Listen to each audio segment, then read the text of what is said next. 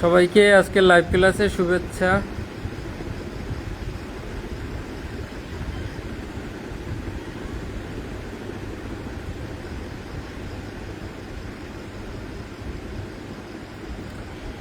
আশা করি সবাই ভালো আছেন। সবাই দ্রুত আমাদের ক্লাসে প্রবেশ করেন।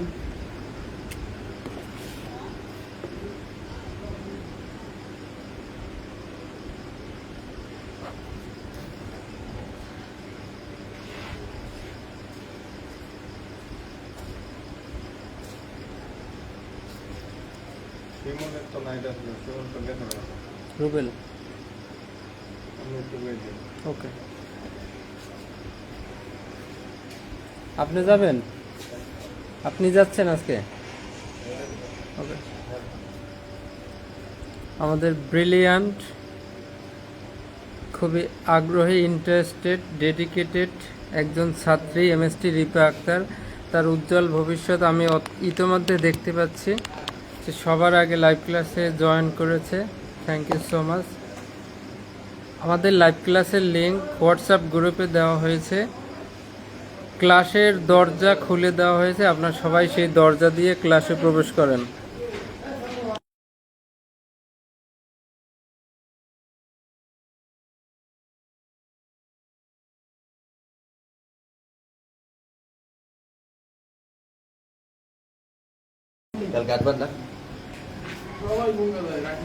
সবাই লাইভ ক্লাসের দরজা খুলে দেওয়া হয়েছে, সেই দরজা দিয়ে ক্লাসে প্রবেশ করেন।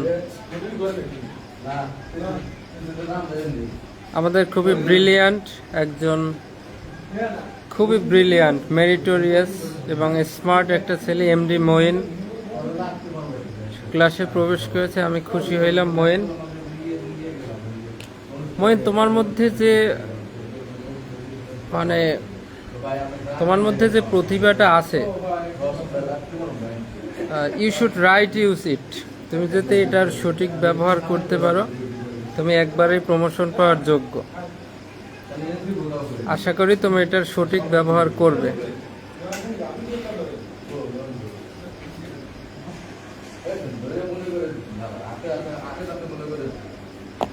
যারা আসছেন ক্লাসে সবাই একটু হাজিরা দেন, আমরা তাড়াতাড়ি আমাদের ক্লাস শুরু করব। শেখ হৃদয়, ওয়ালাইকুম আসসালাম ভাই, তুমি কেমন আছো? এভাবে স্পিরিট আমি দেখতে চাই আপনাদের মাঝে।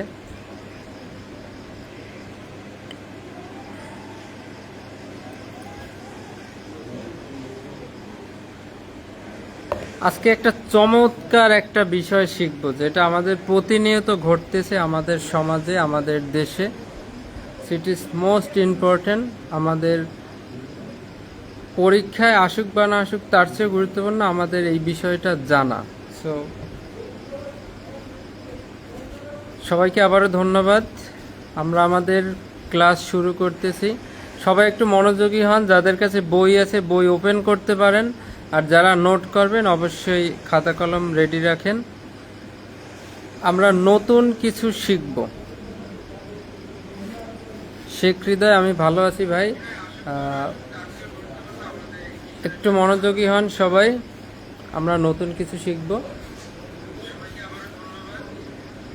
আমরা গত ক্লাসটা একটু এক লাইনে রিভিশন দিয়ে আসি।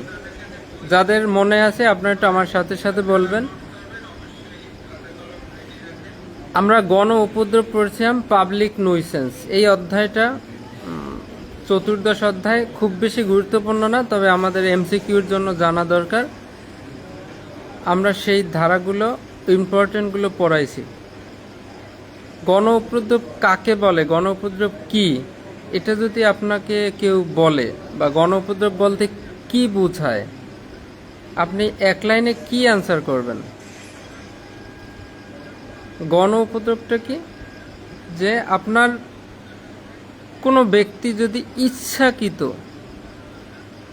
ইচ্ছাকৃত কাজের দ্বারা অন্য কোনো মানুষের ক্ষতি করে, বিপদ তৈরি করে, বা বিরক্তি তৈরি করে, অথবা চলাচলে যদি বাধা তৈরি করে, এই কয়েকটা বিষয় যখন কেউ করবে তখন তাকে গণ উপদ্রব বলে, পাবলিক নুইসেন্স।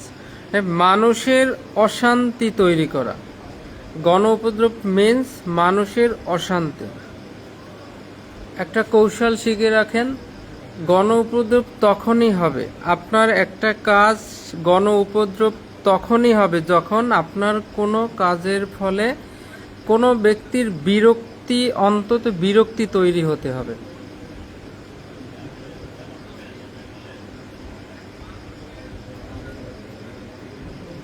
আপনি পার্কে গিয়ে বা যে কোনো জায়গায় রাস্তাঘাটে গিয়ে উদ্ভট নৃত্য করতেছেন, জামা কাপড় প্রায় খুলে ফেলতেছেন, উদ্ভট নৃত্য, অশালীন গান বাজনা করতেছেন, কিন্তু কেউ যদি তাতে বিরক্ত না হয়, আবার শোনেন, কেউ যদি তাতে বিরক্ত না হয় তাহলে আপনার ওইটা গণ উপদ্রব হবে না। কিন্তু এত কিছু করেও গণ উপদ্রব হচ্ছে না, কিন্তু অন্য একটা লোক ওর চেয়ে সামান্য একটু কিছু করলো, কিন্তু তাতে যদি মানুষ বিরক্ত হয়ে যায় তাহলে তার সামান্যটাও কিন্তু তখন গণ উপদ্রব বলে গণ্য হবে। এজন্য আমাদের সংজ্ঞার সাথে এই বেসিকটা বুঝতে হবে যে আপনার কোনো ইচ্ছাকৃত কার্যের ফলে, ইচ্ছাকৃত কার্যের ফলে মানুষের ক্ষতি, বিপদ, বিরক্তি অথবা চলাচলে যদি অসুবিধা হয় তখন সেটা গণ উপদ্রব।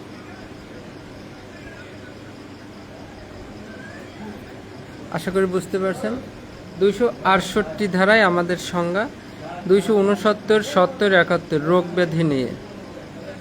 একটা ইচ্ছাকৃতভাবে যদি আপনি অথবা অবহেলাভাবে যদি আপনি সংক্রমণ রোগের বিস্তার ঘটান তাহলে 69। আর একটা হচ্ছে হিংসা পরায়ণ হয়ে বিদ্বেষপূর্ণভাবে যদি সংক্রমণ রোগের বিস্তার ঘটান তাহলে 270। আর কোয়ারেন্টাইন বা সঙ্গ নিরোধ যদি অমান্য করেন তাহলে 271। খাদ্যে ভেজাল নিয়ে দুইটা, খাদ্যের তো আগে ভেজাল মিশাইতে হবে, তাই 272 হচ্ছে প্রথমে খাদ্য বা পানীয়তে যদি কেউ ভেজাল মিশায়, আর 273 হচ্ছে এই ভেজাল মেশানো খাদ্য বা পানীয় যদি কেউ বিক্রি করে। এবার আপনি ওষুধের সেম,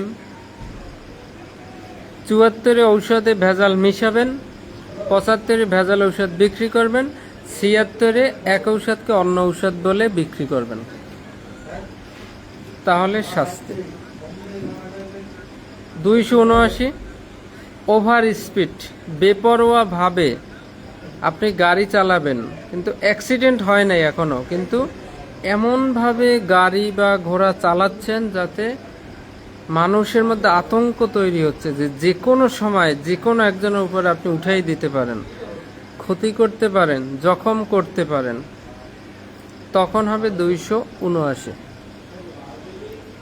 আপনি লঞ্চ চালাচ্ছেন, আপনি ভাড়ার জন্য অতিরিক্ত যাত্রী বোঝাই করে কি করতেছেন, এই 282 ধারা কিন্তু শুধুমাত্র লঞ্চ অর্থাৎ জাহাজ, লঞ্চ অর্থাৎ নদীপথের ক্ষেত্রে অতিরিক্ত যাত্রী বোঝাই করলে 282। এখন আপনাকে যদি কেউ প্রশ্ন করে, আচ্ছা বাসে যদি অতিরিক্ত যাত্রী নেয় তাহলে কি হবে? বাসে যদি নেয় তাহলে এটা সড়ক পরিবহনে আইনে যাবে, এটা আমরা সড়ক পরিবহন আইন 2018 যখন পড়ব তখন পড়ব।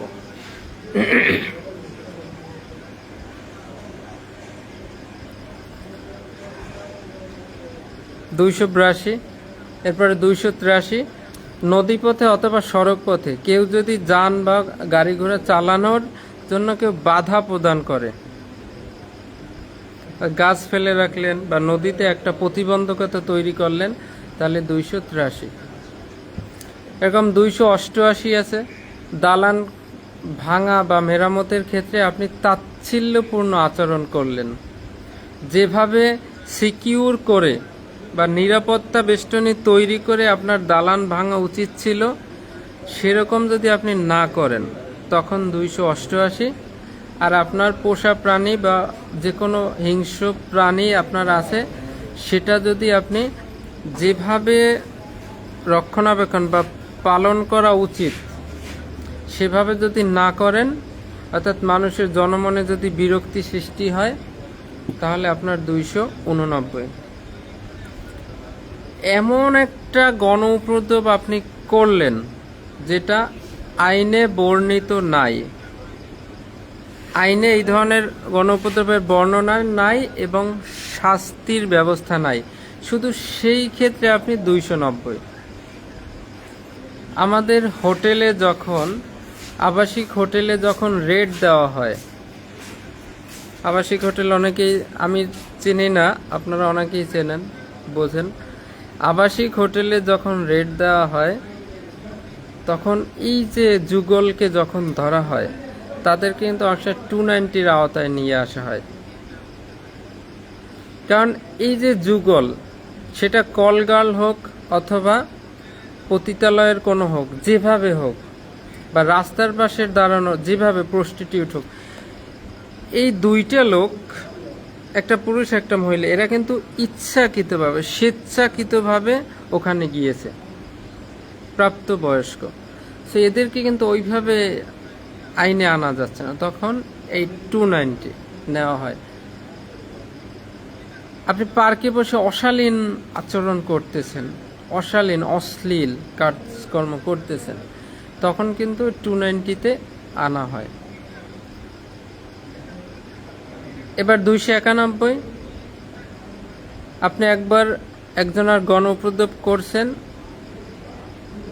আপনাকে আইনিভাবে পরে নিষেধ করা হয়েছে আর যেন এটা না করেন, পরে আপনি আবারও একই কাজ করলেন, তখন 291, তখন কিন্তু শাস্তির পরিমাণটা একটু বেড়ে যাবে। যেমন 290 অর্থাৎ 290 ধারা অপরাধ করলে আপনি 2 মাস 200 টাকা জরিমানা, কিন্তু 291 একবার মানা করার পর আবার করবেন, তখন কিন্তু কারাদণ্ড 6 মাস হয়ে যেতে পারে। 292, প্রাপ্তবয়স্ক ব্যক্তিদের কাছে যদি আপনি অশ্লীল বই পুস্তক যদি বিক্রয় করেন, ভাড়া দেন, প্রদর্শন করেন, তাহলে 292। আর 293 হচ্ছে 20 বছরের কম বয়স্ক কোনো ব্যক্তির নিকট যদি অশ্লীল বই পুস্তক বিক্রি করেন, তাহলে আপনার শাস্তি হচ্ছে 293। অশ্লীল বই পুস্তক বলতে কি বোঝায়? অশ্লীল বই পুস্তক কি এটা আপনার বুঝতে হবে, একটা এমসিকিউ দিতে পারে।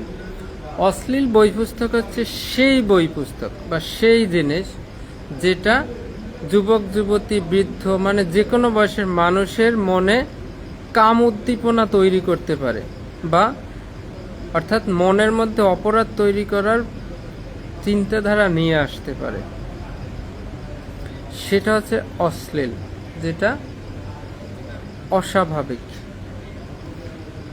294, অশ্লীল কাজকর্ম যদি করেন অথবা যদি অশ্লীল সঙ্গীত, এমন গান গাচ্ছেন আপনি যেটা খুব বিশ্রী, মানুষের বিরক্ত তৈরি করতেছে, এই অবস্থায় আপনি 294 ধারার আওতায় আসবেন।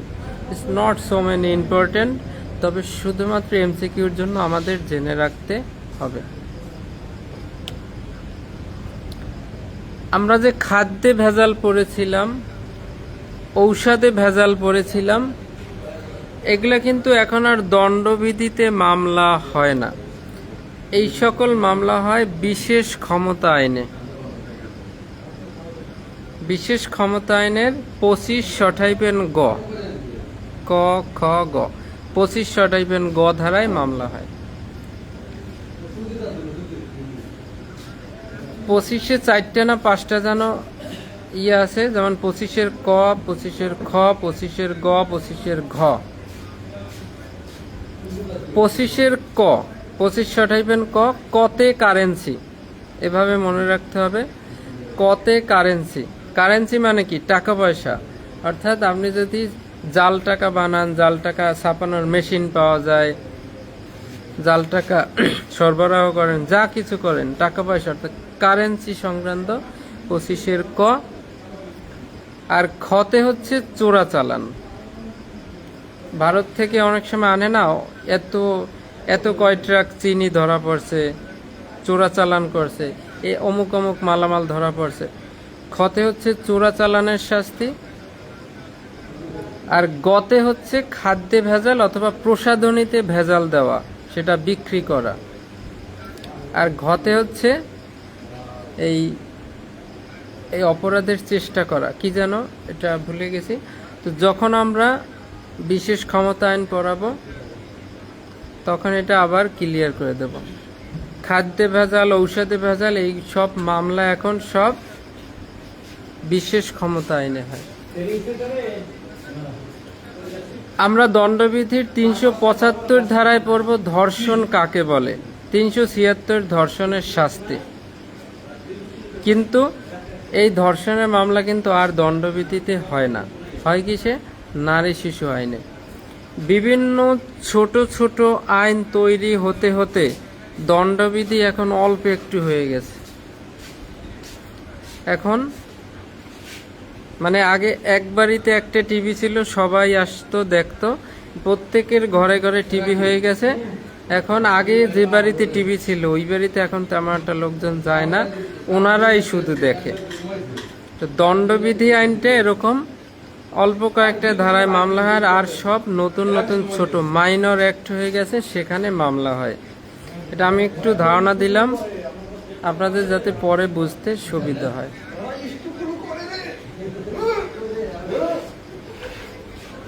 সবাই কি রেডি? আমরা নতুন একটা অধ্যায়, 15 অধ্যায়, ধর্ম সংক্রান্ত অপরাধ।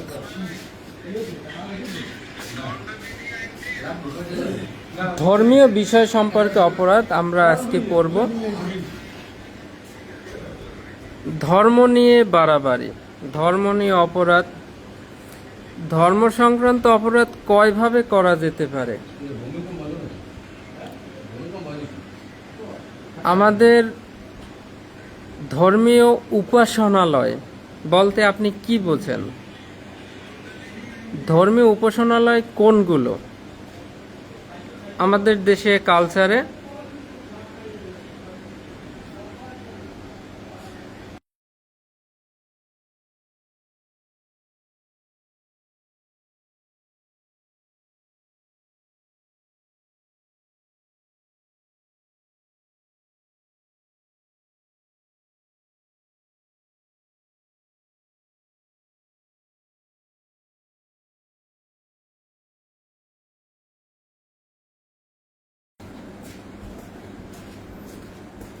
ধর্ম সংক্রান্ত অপরাধ কতভাবে হতে পারে? আমরা যখন কোনো একটা বিষয় পড়ব তখন এটার বেসিক ফর্মটা বুঝতে হবে, যেটা কি আসলে, তখন কিন্তু আপনার কাছে ইজি হয়ে যাবে। আমি যদি সরাসরি ধারা পড়া শুরু করি, পড়াইতে পারি, কিন্তু আপনাকে বুঝতে হবে। ধর্ম সংক্রান্ত অপরাধ, উপাসনালয় কোনগুলো? মন্দির, মসজিদ, গির্জা, প্যাগোডা। তারপরে আপনার ওই যে বিভিন্ন যে মাজার আছে, বা ধর্মীয় কার্যকলাপ করার জন্য একটা সংরক্ষিত স্থান, এইগুলোয় কিভাবে অপরাধ হয়? মন্দিরে ঢুকে প্রতিমা ভাঙচুর করে, মসজিদে ঢুকে বিভিন্ন তাণ্ডব চালায়, তারপর গির্জা প্যাগোডায় ঢুকে মানুষ হত্যা করে, মারে, ঠিক আছে। তারপর ধর্মস্থান ভেঙে চুরে ফেলে, বিভিন্ন ধরনের অপবিত্র করে। আবার কিছু লোক আছে ধর্মীয় বিষয় নিয়ে উস্কানিমূলক কথা বলে, ধর্ম অবমাননা করার জন্য, মানুষের ধর্মীয় অনুভূতিতে আঘাত দেওয়ার জন্য অনেক কিছু বলে। অনেকে কার্টুন বানায়, ব্যঙ্গচিত্র, লিফলেট তৈরি করে, কিছু লেখে। তারপর অনেকে মানুষকে শুনাইয়া ধর্মের বিরুদ্ধে বলে। অর্থাৎ একজনে একটা ধর্মে বিশ্বাস করে, অন্যজন সেটা করে না, সে কি করে? ওই লোকটাকে শুনাইয়া তার ধর্মের বিরুদ্ধে বলে, যাতে সে উস্কানি পায় এবং এই যে অনুভূতিতে যাতে আঘাত লাগে। সো দিস টাইপস অফ, অনেকে আছে দেখবেন ধর্মীয় একটা সমাবেশ হইতেছে, সেখানে গিয়ে একটা ঝামেলা তৈরি করে, ধর্মীয় সমাবেশে গোলমাল সৃষ্টি করে। আমাদের সমাজে, আমাদের দেশে বিভিন্ন কবরস্থান আছে, শ্মশান ঘাট আছে। এখানে কি করা হয়? শ্মশানে রাখা হয় এবং কবরস্থ করা হয় মৃতদেহকে। এখানে কিন্তু সর্বসাধারণ প্রবেশ নিষেধ অপ্রয়োজনে। এখানে মনে করেন কেউ শ্মশানে ঢুকে যায়, অনেক সময় এমন হয় গতকাল মাটি দেওয়া হয়েছে, সেই মৃতদেহ সেই কবর খুঁজে সেখান থেকে কাপড় চুরি করে বা মৃতদেহ চুরি করে। এমনও আছে মৃতদেহের সাথে কেউ ধর্ষণ অর্থাৎ রেপের মতো ঘটনা আমাদের সমাজে ঘটেছে বা ঘটে। অনেকের ক্ষোভ থাকতে পারে, মারা গেছে, মাটি দেওয়া হয়েছে, তারপর উঠাইয়া অনেকে সেই মৃতদেহকে আবার মারে। সো দিস টাইপস অফ এই যে অপরাধগুলা, এগুলো হচ্ছে ধর্ম সংক্রান্ত অপরাধ। এখন আমরা ধারা আকারে ব্যাপারগুলো বোঝার চেষ্টা করব। সবাই একটু দেখেন 295 ধারা। এখান থেকে আপনার 2টা এমসিকিউ অথবা একটা লিখিত থাকতে পারে। এমসিকিউ মাস্ট থাকবে।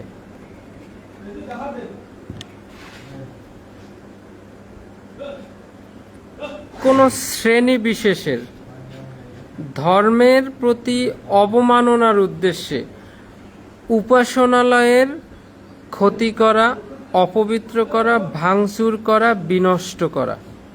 295। কোন শ্রেণী বিশেষের, আমরা এই হিউম্যান সোসাইটি, মানব সমাজ, এখানে বিভিন্ন ধর্মমত বিদ্যমান। পৃথিবীতে প্রায় প্রচলিত 4000-এরও বেশি ধর্মমত আছে। আপনি এক ধর্মে বিশ্বাস করেন, অন্যজন অন্য ধর্মে বিশ্বাস করে। কেন সে ওই ধর্মটা বিশ্বাস করে এইটা সম্পর্কে প্রশ্ন করা বা এইটার সম্পর্কে, এগুলো কিন্তু আমাদের অধিকার নাই, উচিত না।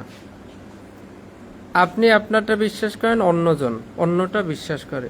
সো এই যে বিশ্বাসের প্রতি একটা অবমাননা, ধর্মের প্রতি অবমাননা, এজন্য কি করবে? এখন আপনাকে তো সরাসরি আঘাত করতে পারে না, তো আপনি যে উপাসনালয়ে যান, মন্দির মসজিদ যেখানে, সেখানে গিয়ে একটা ক্ষতি সাধন করা, সেখানে অপবিত্র করা, সেখানে ভাঙচুর করা, ক্ষতি সাধন করা। অর্থাৎ উপাসনালয়ে যদি কেউ, অর্থাৎ ধর্মীয় উপাসনালয়গুলোতে যদি কেউ কি করে? ক্ষতি সাধন করে, অপবিত্র করে, ভাঙচুর করে, বিনষ্ট করে। 295 ধারা হচ্ছে শুধুমাত্র উপাসনালয়ে যদি কেউ ক্ষতি সাধন করে, অপবিত্র করে, ধ্বংস করে, বিনষ্ট করে, ভাঙচুর করে, তখন শুধুমাত্র হবে 295 ধারা। এটা কিভাবে হতে হবে?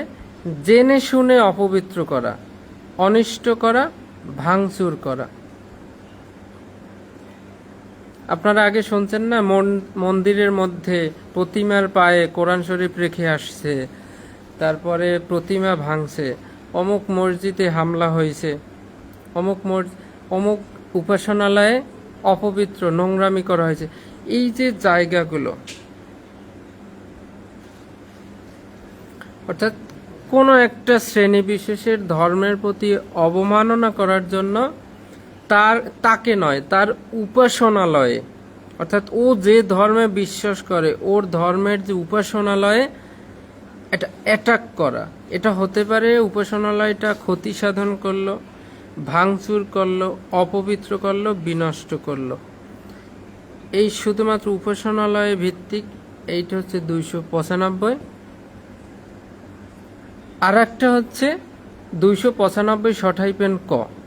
কোন শ্রেণীবিশেষের ধর্ম বা ধর্মীয় বিশ্বাসকে অবমাননা করে তার অনুভূতিতে কঠোর আঘাত হানার জন্য ইচ্ছাকৃত বিদ্বেষাত্মক কার্য। এত সময় তার উপাসনালয়ে হামলা করছে, এখন দেখছে ওতে কাজ হচ্ছে না, এখন ওর যে অনুভূতি আছে, অনুভূতিতে আঘাত হানতে হবে, যাতে ও দেখলেই জ্বলে পুড়ে মরে যায়, ও মানে পাগলের মতো হয়ে যায়, ও যেন উত্তেজিত হয়ে যায়।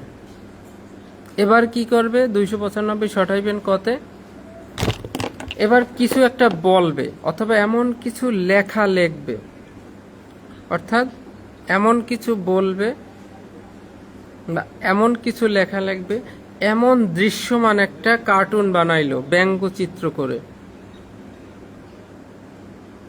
অনেক সময় হিন্দুদের দেবদেবীদের ব্যঙ্গচিত্র বানানো হয়, অনেক সময় মুসলিমদের নবী মোহাম্মদকে নিয়ে ব্যঙ্গচিত্র বানানো হয়। এগুলো কেন করা হয়? যাতে আপনার ধর্মীয় অনুভূতিতে আঘাত লাগে, আপনি যাতে উত্তেজিত হয়ে যান, কঠোর আঘাত করার জন্য অনুভূতিতে। তাহলে এইসব কাজ যিনি করবে তিনি হচ্ছে 295 সঠাইবেন ক। কেউ ব্যঙ্গচিত্র বানাইতে পারে, কার্টুন বানাইতে পারে, লিফলেট তৈরি করতে পারে, বা এমন কোনো লেখালেখি করতে পারে যেটা দিয়ে আপনার অনুভূতিতে আঘাত লাগবে। একটা হচ্ছে উপাসনালয়ের ক্ষতি সাধন করা, আর একটা হচ্ছে আপনার এবার আপনি নিজে অনুভূতিতে হার্টে আঘাত করা।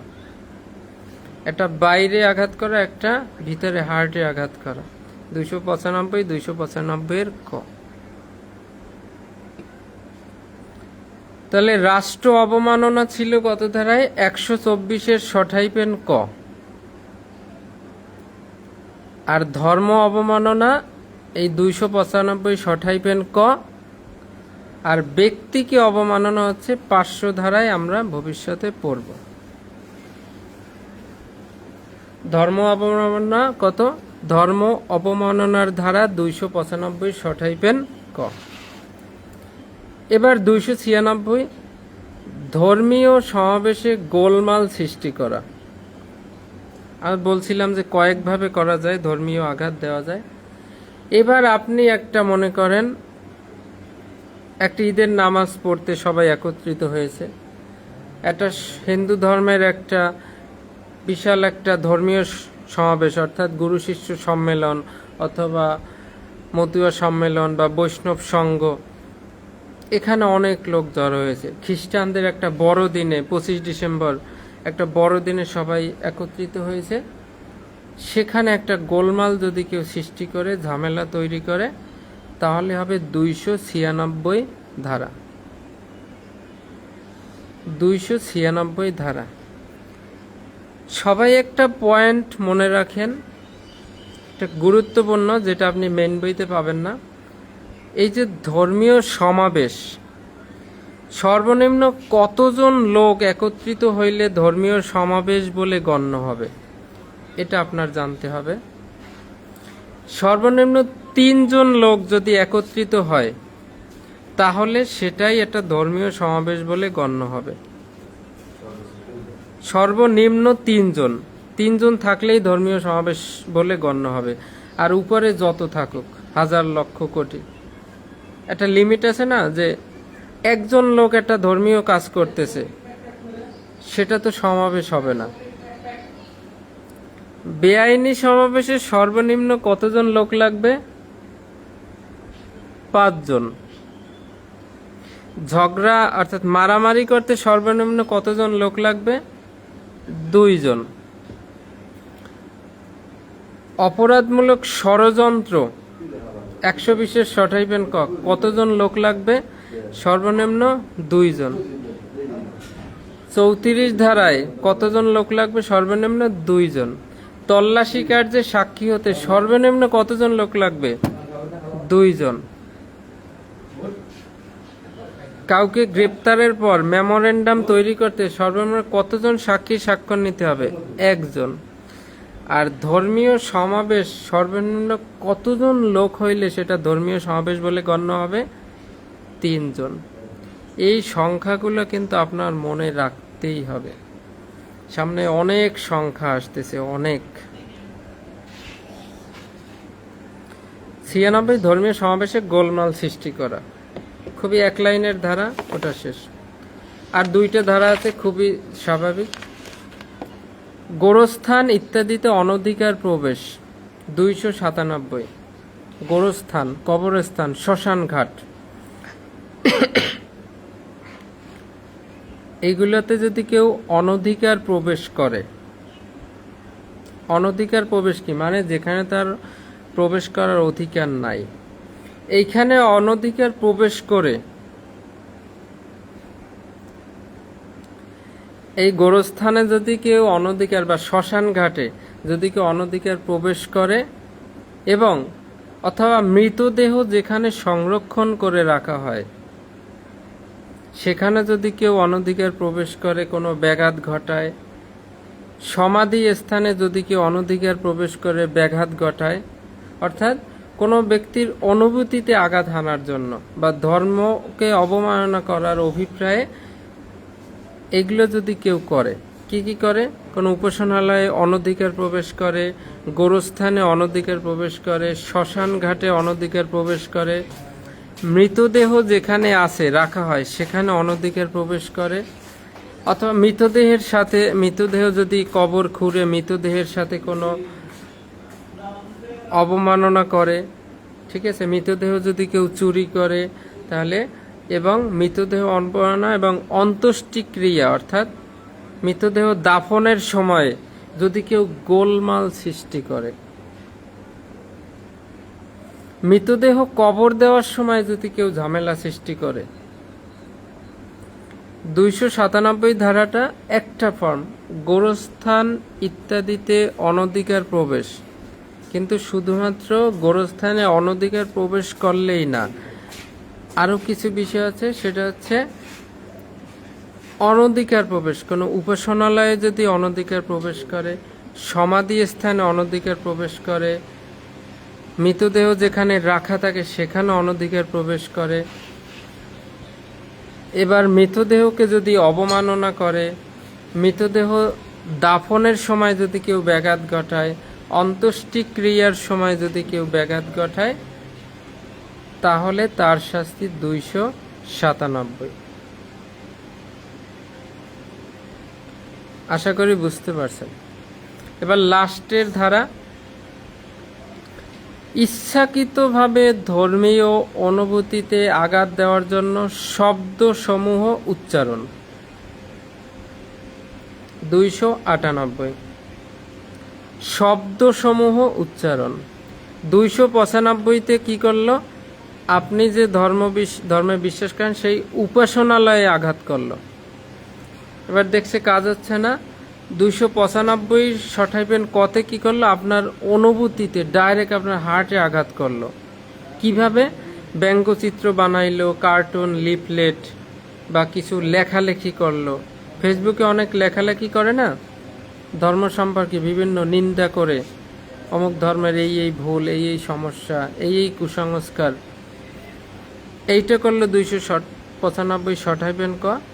এবার এইভাবে কিছুতে কাজ হচ্ছে না, এবার প্রকাশ্যে আপনার সামনে, একদম আপনার সামনে এমন সব শব্দ উচ্চারণ করতেছে, আওয়াজ দিতেছে বা অঙ্গভঙ্গি করতেছে বা আপনাকে দেখাইয়া শুনাইয়া এমন কিছু বলতেছে, অঙ্গভঙ্গি করতেছে যাতে আপনার ধর্মীয় অনুভূতিতে আঘাত লাগে। অনেক চার দোকানে দেখবেন হঠাৎ ধর্মকে নিয়ে আলোচনা হইতেছে, তারপর একটা পর্যায়ে একজন আরেকজনের ধর্মকে ছোট করে কিছু বলল, সেও তখন বলল। এই যে কারো ধর্মকে ছোট করে কোনো কিছু বলা, শ্রুতি গোচরে অর্থাৎ কানে শুনতে পায় এমন কাছে বসে, দৃষ্টি গোচরে অর্থাৎ আপনার চোখের সামনে যদি কেউ এমন কিছু বলে, এমন কোনো অঙ্গভঙ্গি করে, এমন কোনো আওয়াজ দেয় যাতে আপনার ধর্মীয় অনুভূতিতে আঘাত লাগে, আপনার ধর্মীয় অনুভূতিতে আঘাত লাগাইয়া যদি কেউ আপনার চোখের সামনে এমন কোনো কথাবার্তা বলে, এমন কোনো আওয়াজ দেয় বা এমন কোনো অঙ্গভঙ্গি করে, তাহলে তার শাস্তি হবে 298 ধারা। আমি একবার রিভিশন দেব, তার আগে সবাই একটু বলেন 295 থেকে 298 মোটামুটি মানে বেসিক কেউ বুঝতে পারছেন কিনা। কোনো ধারায় সমস্যা থাকলে সেটা আপনারা লেখেন, আমি বলার চেষ্টা করব। সবাই একটু পারলে কমেন্ট করেন এটুকু বোঝা গেছে কিনা।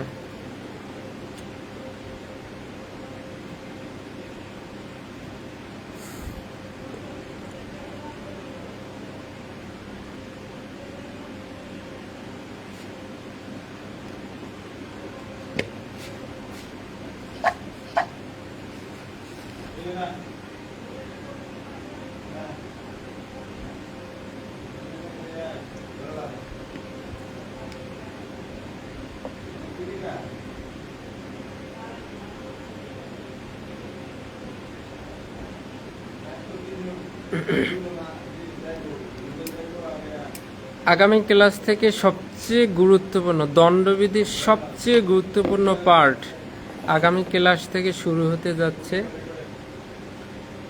খুন, অপরাধজনক নরহত্যা, সুইসাইড করা, সুইসাইড করতে উস্কানি দেওয়া, গর্ভপাত করা, অ্যাবর্শন খুব গুরুত্বপূর্ণ, চুরি, ডাকাতি, ছিনতাই, দস্যুতা, অপরাধমূলক বল প্রয়োগ,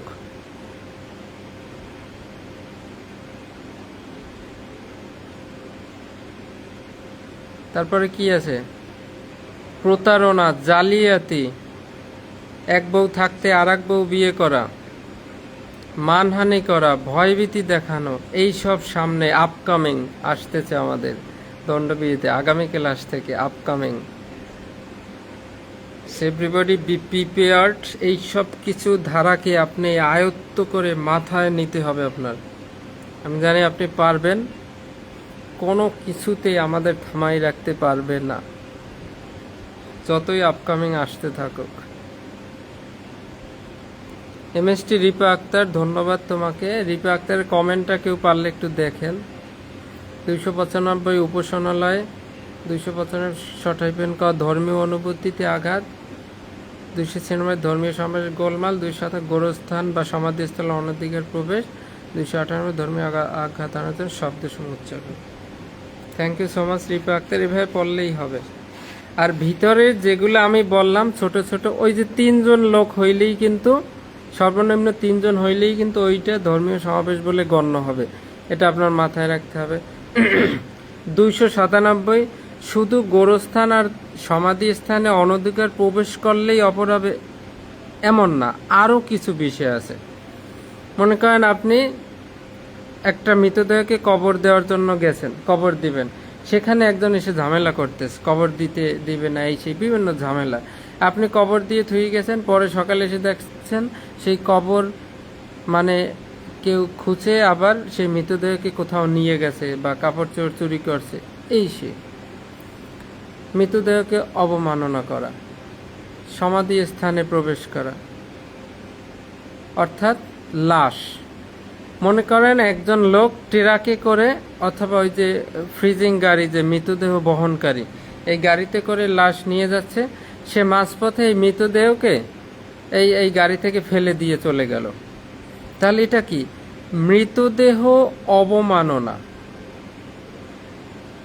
297 মূল বিষয়টা হচ্ছে মৃতদেহকে অবমাননা করা। ওটা যে মৃতদেহ, ওর যে কোনো মূল্য নাই এরকম না, মৃতদেহকেও আইন একটা দেশে মূল্যায়ন করছে যে মৃতদেহ বলেই যে আপনি যা ইচ্ছে তাই করবেন পারবেন না, সেটারও একটা অবমাননা আছে। সেটার ধারা হচ্ছে 297 ধারা। আপনি ভাবতেছেন মানুষ মরে গেছে, তাকে কবর দিয়েছে, এখন সেই কবরস্থানে আমি যা খুশি করবো, লোক তো মারা গেছে, তো ওর মারা গেছে তাকে নিয়ে আর কি। সেটাও কিন্তু আইন আপনাকে বলছে আপনি সেই সমাধি স্থানে বা গোরস্থানে, কবরস্থানে ঢুকে যা ইচ্ছা তাই করতে পারবেন না। তাহলে 295 ধারা, কোনো শ্রেণী বিশেষের ধর্মের প্রতি অবমাননা করার উদ্দেশ্যে তার কি উপাসনালয়ে ক্ষতি সাধন, অপবিত্র, ভাঙচুর, বিনষ্ট করা। এখন কেউ যদি প্রতিমা ভাঙচুর করে তার কত ধারায় শাস্তি বলেন তো? এই 295 ধারা গ্রহীত হইলে জানা লাগবে। এবার 295 ষঠাইপেন ক ধারা, ধর্মীয় অনুভূতিতে আঘাত হানার জন্য, এবার ডাইরেক্ট ধর্মীয় অনুভূতিতে কঠোর আঘাত হানার জন্য বিদ্বেষাত্মক কাজ করা, অর্থাৎ কিছু বলা বা কিছু লেখা, দৃশ্যমান কল্পমূর্তির সাহায্যে কোনো কিছু করা, ব্যঙ্গচিত্র বানানো, কার্টুন, লিফলেটের মাধ্যমে যদি কি করে ধর্মীয় অনুভূতিতে আঘাত লাগানোর চেষ্টা করে, তাহলে 295 ষঠাইপেন ক।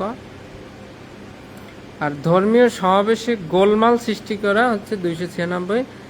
আর গোরস্থান বা সমাধিস্থান অনধিকার প্রবেশ, মৃতদেহকে অবমাননা, কবর দিতে বাধা দেওয়া, সমাধি দিতে বাধা দেওয়া, তারপর মৃতদেহের সাথে যে কোনো অপরাধমূলক কাজ করা, এগুলো সব হচ্ছে 297।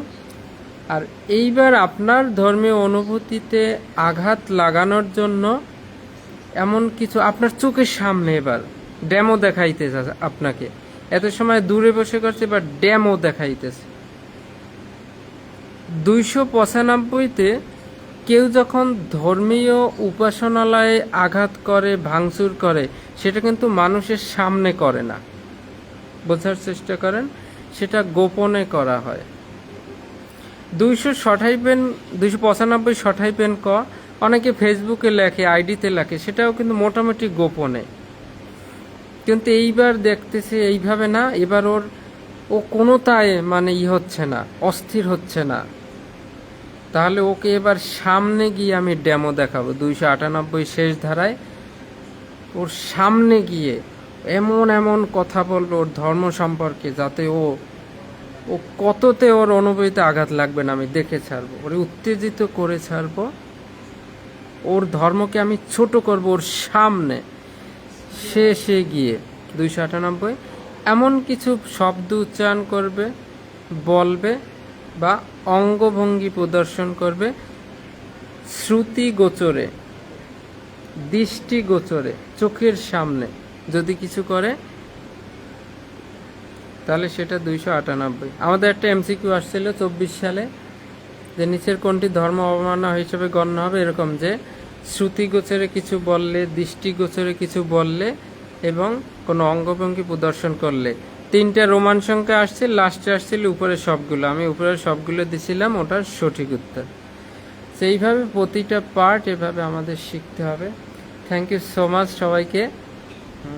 আগামীকাল থেকে একটু গুরুত্বপূর্ণ ক্লাস, খুন, অপরাধজনক নরহত্যা, এগুলো আমাদের একটু খেয়াল দিয়ে খুবই গুরুত্ব সহকারে শিখতে হবে। এখান থেকে এমসিকিউ লিখিত অবশ্যই থাকবে। তো শুরু হতে যাচ্ছে আমাদের গুরুত্বপূর্ণ ক্লাসগুলো আগামীকাল থেকে, কেউ মিস করবেন না। আপনার কনস্টেবল থেকে এএসআই হওয়ার জন্য ঠিক যতটুকু জানা দরকার এবং প্রশ্নটা ঠিক যেভাবে আসবে, সেটার উত্তর যেভাবে করা দরকার, আমি সেই গুরুত্বপূর্ণটুকুই আপনাকে শিখাবো। আপনার এটা নিয়ে কোনো ভয় পাওয়ার কারণ নাই, আমি মোটামুটি আপনাকে সেইভাবে প্রস্তুত করব, বেসিক বুঝাই দেব, এবং আপনি যেন লিখতে পারেন প্রশ্নটা আসলে, সেই দায়িত্ব আমার। সো বি কেয়ারফুল অ্যান্ড কি বলে অ্যাটেন্টিভ, একটু মনোযোগী হবেন। আগামী ক্লাসের আমন্ত্রণ রইল। Thank you.